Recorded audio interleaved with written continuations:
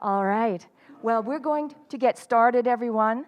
Welcome to those of you who are here in person at our beautiful Boston campus. And welcome to those of you who are joining us from different parts of Canada, the United States, and our London campus. And we have many other registrants not involved with the university directly, not with Northeastern. We're very happy that they are joining us as well from places in Europe, Latin America, and throughout the United States and Canada. Welcome, everyone. And I'm Sheila Puffer. I'm a professor of international business and strategy here on the Boston campus. And I've had the pleasure of visiting and even speaking at most of the campuses across our global network. And I encourage you to explore all the possibilities that await you, academic, social, cultural, throughout our amazing, vibrant, and growing network. Now, today, we are live casting, and we have an exciting program that involves a lot of interaction, both here in the room, in person, as well as an opportunity for a select number of people after our luncheon break to participate online in breakout rooms to be involved in the interactive employability exercise that we will be engaging in here on the Boston campus as well. We have I want to mention how this conference came about. We are most grateful to the Northeastern University Office of Diversity, Equity, and Inclusion that put out a call for grant proposals a couple of years ago to enhance our objectives here at the university with regard to diversity, equity, and inclusion. I was inspired to apply for that grant, and the reason for it was that just prior to that, I had become involved in a research project with one of our keynote speakers today, Professor Terence Mugen, who created an international research network called the International Student Experience.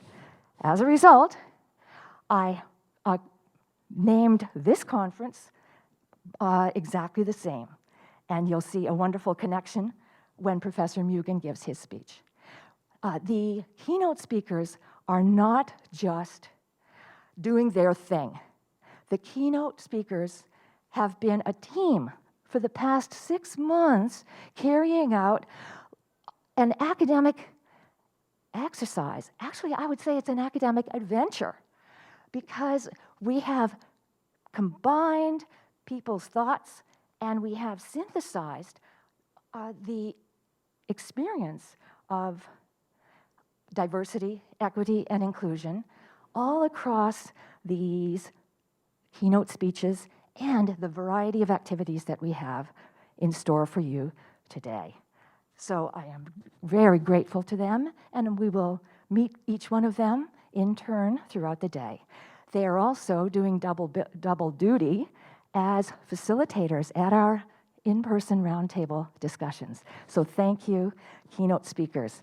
We also have other facilitators at each table here who have come from different parts of our campuses, and we're grateful to them, and we will have additional facilitators for the online breakout rooms later today.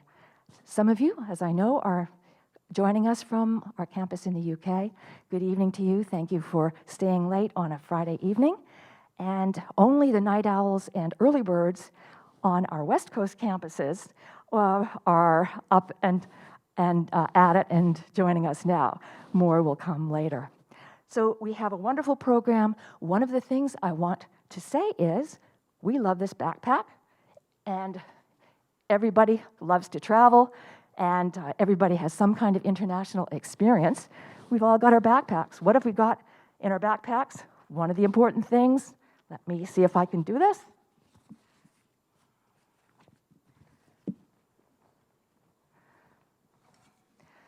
Is our water bottle. We are going to be a low-waste, highly sustainable event. So everyone was asked to bring a water bottle, and if you had done so, excellent, then you are entered into a raffle for a gift card at our bookstore. Wonderful. Even our opening speaker has hers. That's a good sign. And secondly, if you brought your own name tag, again, to be sustainable, you will be entered into that a second raffle. So there we are, and I have a recycled name tag. It even shows a place that I used to live and don't live there anymore. That's how recycled it is. All right, well, we are going to get started now, and the program will unfold as we go through the day. Now, we are going to take a look at some flags, and please stand or put in the chat the flag that you associate yourself with, all right? And some people are very international, multicultural, and you might be, everybody stay standing, and whatever the first flag is, even if you have multiple flags that you associate yourself with, your identity, please feel free to do that. Stay standing and let's roll.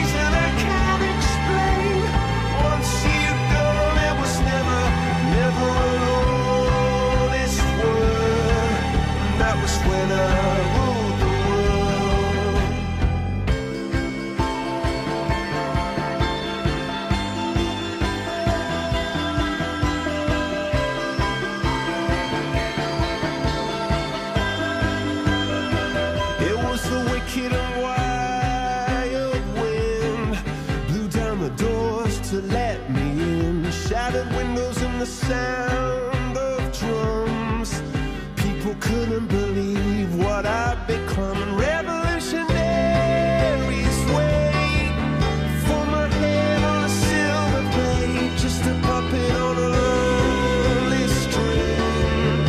Oh, who would ever want to be king? I hear Jerusalem bells are ringing, Roman cavalry choirs are singing. Sword and shield, my missionaries in a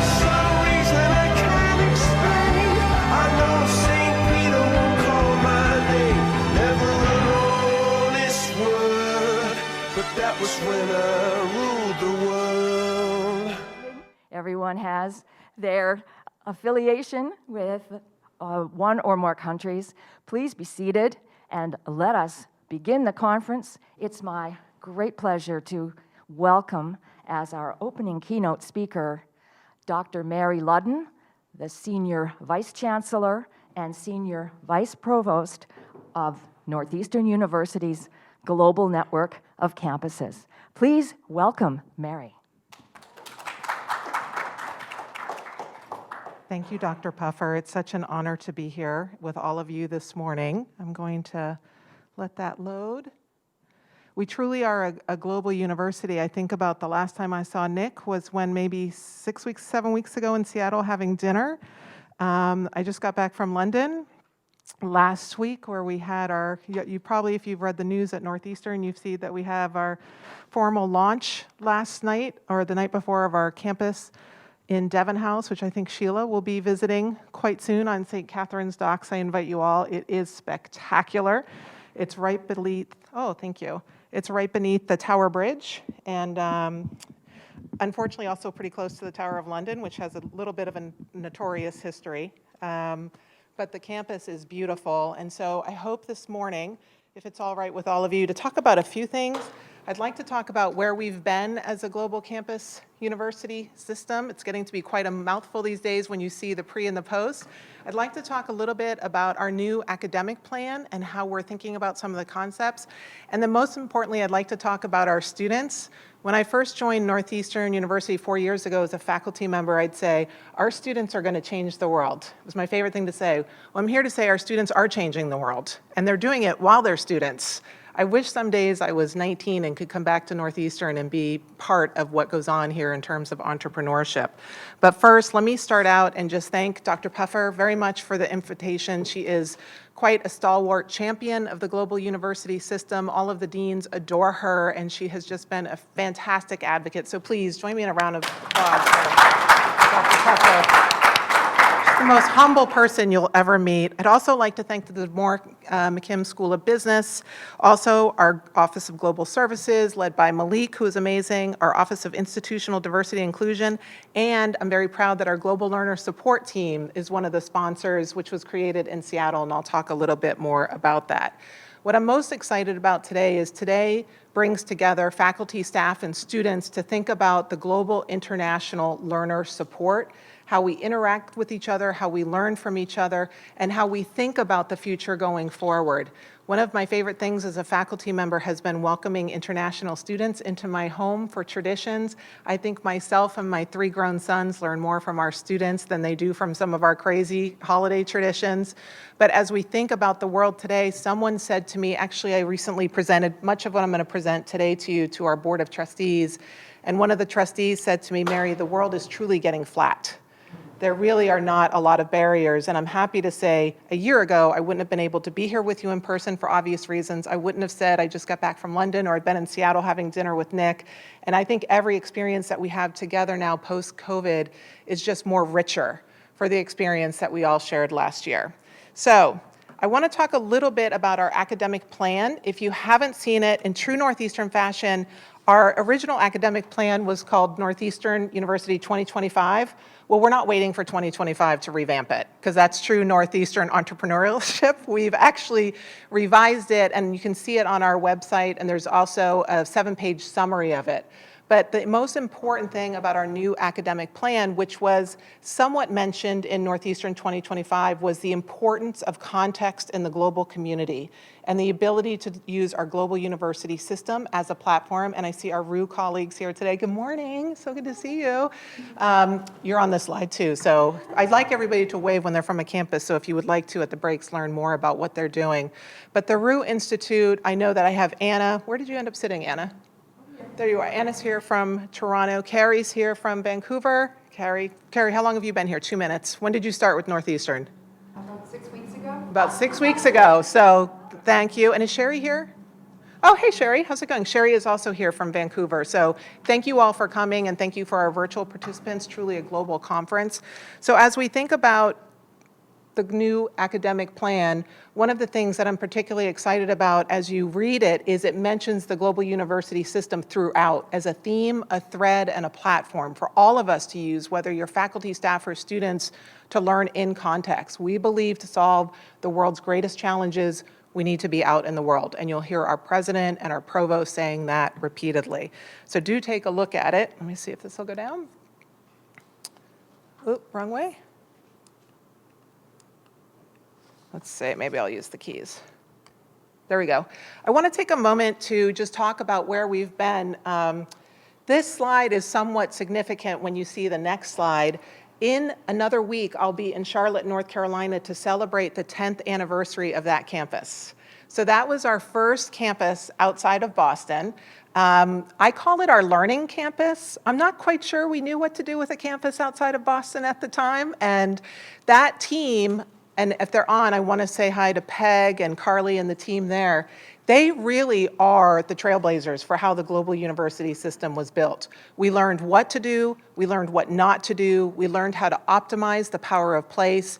And initially, Charlotte was built as just an export model for our professional programs. So it was a master's degree only site. It had project management, it had nursing, and we thought about just doing master's students. And what we learned from Charlotte was that our learners want more context and they want more experiences. They just don't want a place where they take a class, which is really being perfected by the Roux Institute. This was closely followed by Toronto, which Anna is now here. I'm proud to say, and Anna will agree with me, that Toronto is our fastest growing campus in the network. She is, how many students? 700 and? Oh, no, almost 900. Almost 900. It changes by the minute. Every time I ask them, how many students do we have there? Again, students want to learn in context in Toronto with the experiences that they're having with the team, so thanks for that. And then Seattle, where Nick is from, is also one of our largest campuses, right across, which Nick will talk about later. It's right across the street from Amazon World Headquarters, right down the street from Lake Union, Google, Microsoft. It's perfect. I love going there. Nick will talk about that in a little bit. But that was the beginnings of now what is the global university system. This is what we are today. So I'm responsible for all of the campuses with the exception of Boston and the Portland campus. You'll see our two newest campuses are mentioned here. I was just at Mills College 2 weeks ago, which is a beautiful addition to our global university system. That team is incredible. What they bring to our university system in terms of diversity of programs, diversity of thought, diversity of exclusion, and diversity of place is immeasurable. And I hope you all get to participate in either some of the programs or the research that will go on at Mills College. In addition, you may not know, I think we announced it a couple months ago, we're opening a campus in Arlington in DC. It looks out over the Potomac River and also the monuments. I know Sheila's going, really?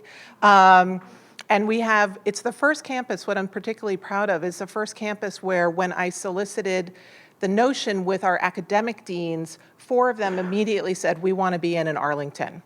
This was a unique opportunity for us because it was actually informed by David Luzzi's group and the research associate deans within all of the colleges. We're doing so much work with all of the public organizations that are in Washington, D.C., and the DoD and the government, that research actually led the way into this node. Lastly, differentiated our Portland campus. Business led the way there. Partnerships, that's how we inform our programs. The team there works closely with industry to figure out what makes the most sense in context for their corporate learners. So every node has gotten very differentiated over the years, where initially they felt and looked a lot of the same. If you go to any of the campuses now, not only do they look and feel different, but the programming is different and the partnerships are different. So it's quite a change, isn't it, from that early slide, and we're quite proud of it. More importantly, the global university system now accounts for 60% of all master's program revenue. 40% of the total university revenue is coming from the global university system outside of Boston. That is quite significant from where it was just a couple years ago, and that could not be possible without all of the help of you supporting our students, putting the programs in there, the partners, the experiences that they're having. So quite a significant change for us. Let me pause here for a minute just so I can cue this up. we wanted to, and thank you to Dr. Puffer for suggesting this, we wanted you all to meet our leaders of the campuses so that you could reach out to them directly. They all love having visitors, right, Liz? They all love having visitors at their campuses to learn more about the programs and what they do. And so we're going to show you a short video from all of the campuses and the leaders that are involved in those campuses. So let's see if I can get this to go. There we go.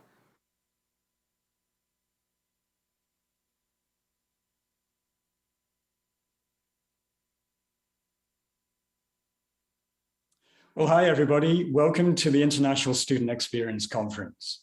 My name is Steve Eccles, and I'm the Dean at Northeastern's Vancouver campus in Canada. The conference today is focused on developing practices and services for our international students. The speaker sessions and the roundtables are all there to support their success. For the students participating today, you're doing really important work. Your experiences, your diverse perspectives, and your backgrounds will help us make Northeastern services better. Thank you for that, and enjoy the day.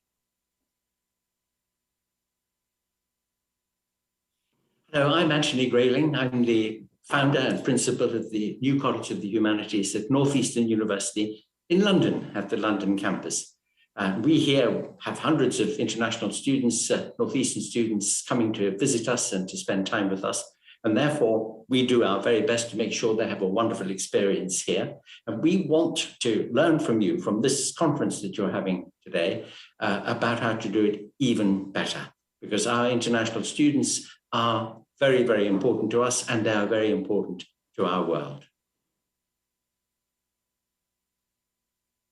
Hello, I'm Hillary Michael, Dean and Regional CEO for Northeastern University's Silicon Valley and San Francisco campuses. These two campuses sit in the Bay Area at either end of the famous Silicon Valley corridor. Our region is home to some of the biggest household names in the tech industry, as well as the brightest new startups. For our students, this means opportunities to build experience with high-profile companies at every stage of growth. The Bay Area is the epicenter of innovation on the global stage, and our students come from around the world to build their skills at the heart of the action. Welcome to the International Student Experience Conference. We're thrilled that you're here. Our team is excited to answer your questions and get to know you better. Hi, I'm Dave Thurman, Dean and CEO of Northeastern's campus in beautiful Seattle, Washington, where we're proud to have over 1,000 domestic and international students enrolled in degree programs that are in high demand by employers like Amazon, Microsoft, and Facebook. Our students come from all over the world to our South Lake Union neighborhood, where our campus is wedged between high-tech employers, quirky cafes, restaurants, museums, and with wonderful views of Lake Union, the Space Needle, and Mount Rainier. I hope you have a wonderful conference and generate lots of good ideas that we can use to improve our campus for all our students in the future. Enjoy.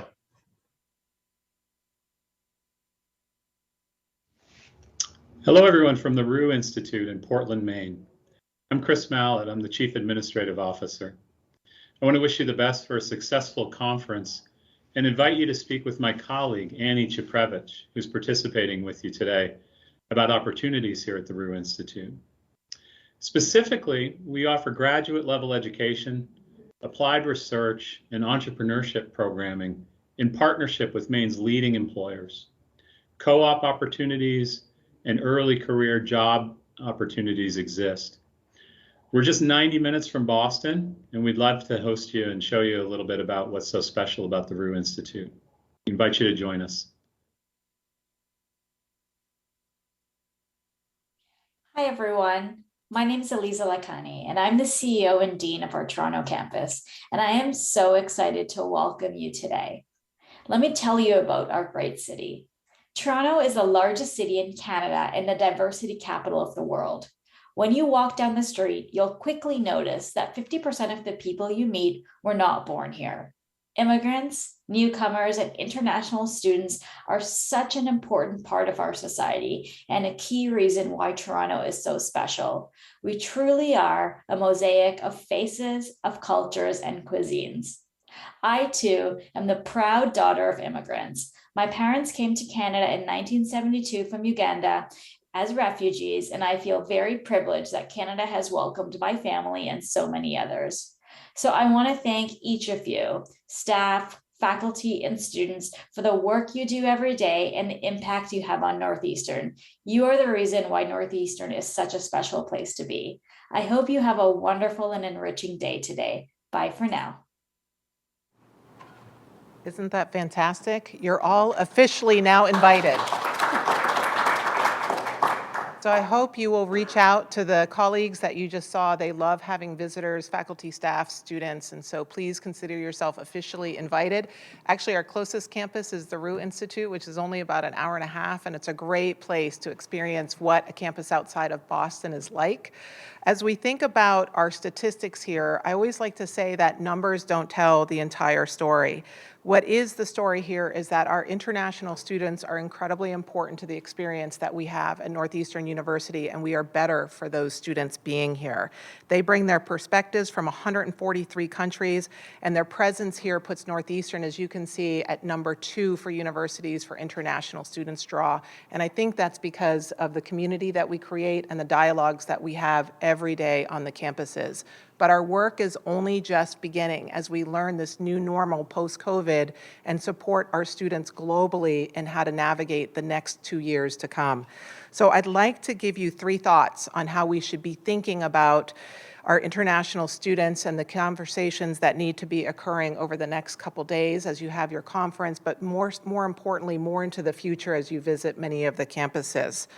First, this is part of our overall academic plan, and you'll see here Jeremy Walter, who if he is up is really early in Seattle, but Jeremy is really important to us, and we really need to deepen our immersion in other people's worlds. We need to break the false barriers that exist within a comfortable classroom and get out into the communities, support community-based organizations, public organizations, industry, and partners in what their challenges are. Their challenges will become our challenges will become our learnings. And it's really important that you think about that continuum throughout the course of the conference and hopefully beyond. Understanding each other's cultures, as many of us do, and I've had the privilege to do as being a faculty member for 2 years, is what sets us apart from many of our other partner institutions. As I was saying to Nick earlier today and to all of you, the world is truly flat, and the blending of cultures is never more important, and we should treat it as a trusted, sacred gift that we've been given to really evolve the way that we think about so many things. The Global Learner Support Program, which now exists on all campuses, was created in Seattle, which is amazing, in 2018 to provide support to our international students in terms of language, in terms of culture, in terms of immersion. But what's happened with that program, which was sort of a small program in Seattle, is it's expanded across the network, and now it supports domestic and international students because we all need to understand one another better in our context and in the context with which we learn. It's succeeded so well, and I wrote down some notes. I think if Jeremy's on, he'll send me an email later. I usually get a weekly update from him on all the activities that are going on across the campuses with our students. And I think that it succeeded because it's created space for both international and domestic students to have conversations around what matters to them most. And Jeremy brings that back to the leadership and faculty to incorporate within our learnings and our classroom, which is incredibly important. I really believe that with the GLS support, our students have become our teachers, and they have become incredible stewards of the future. And as we think about celebrating and sharing their cultures and celebrating Indigenous voices, sharing traditional clothing, sharing cultural celebrations, we all get stronger in our future opportunities as a community. Next, I'd like to think a little bit about the concept of just eradicating boundaries between classrooms and experiences. When I was a faculty member, we taught in a classroom, in a square, lecture style. Now, if you go and see many of the global campuses in particular, you'll see that every space is configurable and adaptable. There are these really cool things called nano walls that come out of the walls, but space is no longer defined by a square or a rectangle. Learning space is defined by where we are in the world and where those experiences are happening. So the false notion that learning occurs in the classroom and then there's a transition to outside of the classroom, we want learning to just be learning. We want it to be served by osmosis and served by our students and our learners. As we go forward, I want to give you an example of one of our incredible students that studied in San Francisco, who is Chital Waters. She's the reason why I now say that our students are changing the world, not that they're going to change the world. She was a student in our Northeastern's Aligned Computer Science program, which is a master's degree, which takes any student, so you could have a history or, like myself, an accounting major, and become a computer science major through a bridge program, through a series of 4 courses. So Chital, whose mother is from India, became fluent in talking about contexts and cultures when she starred in a series of YouTube videos. I highly encourage you to check them out.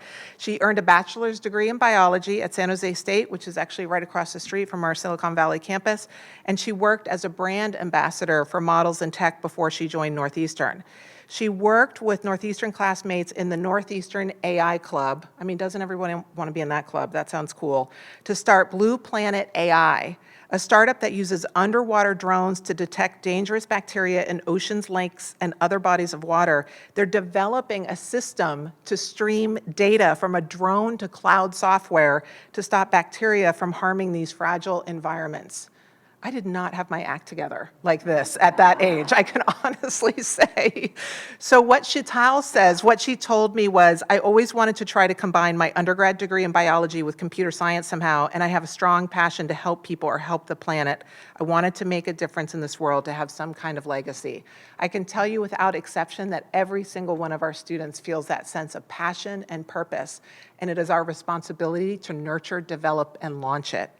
Lastly, we've talked about this a lot over the years, is really creating a global mindset. And I think that with the pandemic, if there have been some silver linings, one is that the pandemic has been the great equalizer, that all of us in our living rooms with our kids and our pets and our disruptions in the back created a space where everybody was equal no matter where they sat. We didn't really care about if you were in Boston versus Seattle versus London versus Portland.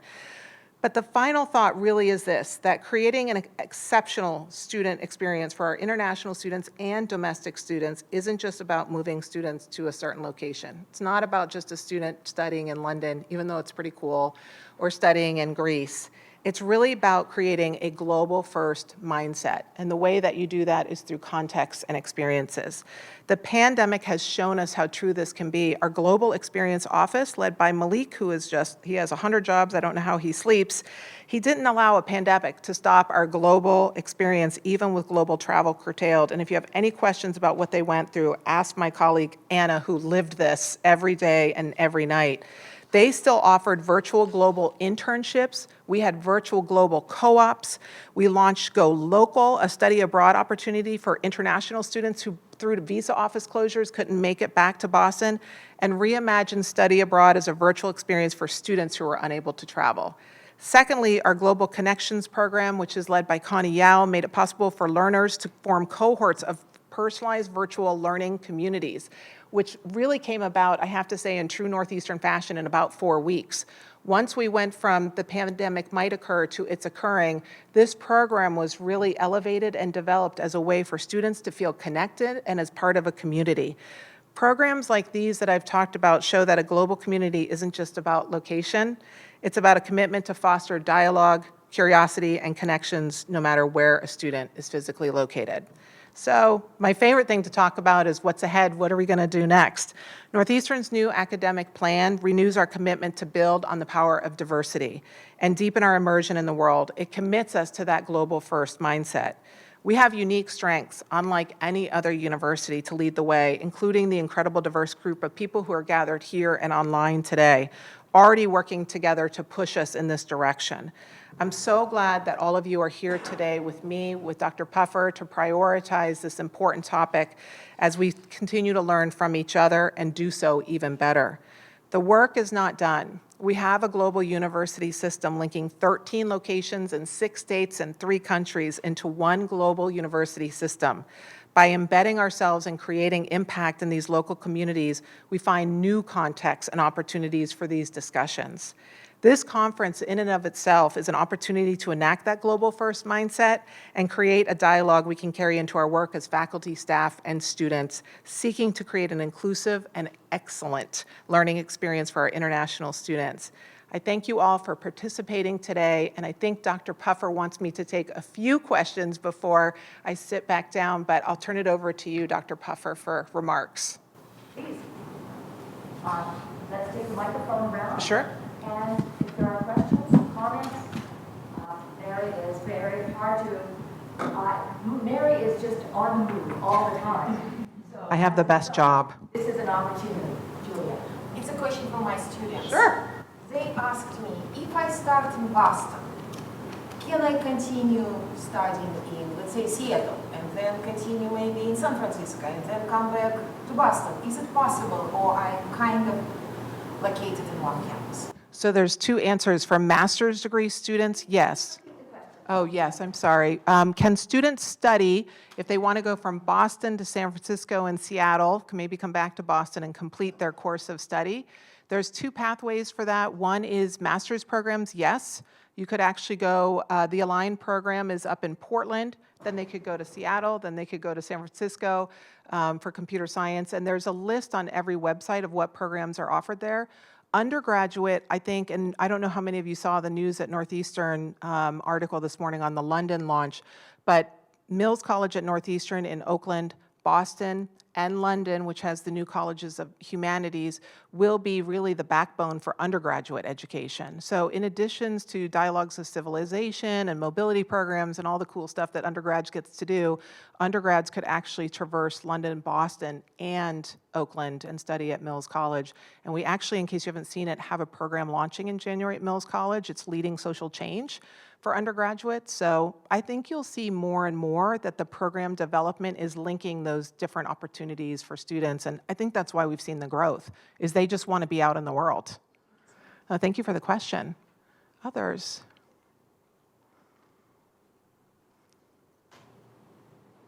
All right, Dr. Puffer, I'm going to put my mask back on and hand it back over to you. Thank you so much, Mary. As I said, please do not put your mask back on because I'm about to take mine off. Jack, come up close, please. As I said, please take your mask off. Sheila is the boss of me, so Yes, I do whatever that's she right. says. We're going to stand right there.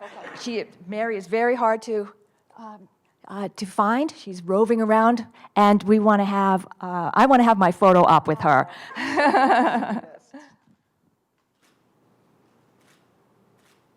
Thank you. Thank you so much. When do you go to London? I'll be going probably by the end of the month.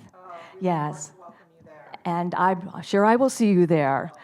Let's please thank Dr. Mary Ludden, Senior Vice Chancellor and Senior Vice Provost. A great pleasure to have you kick off the conference for us and for bringing along the deans of all the campuses. That was a nice way to integrate everybody.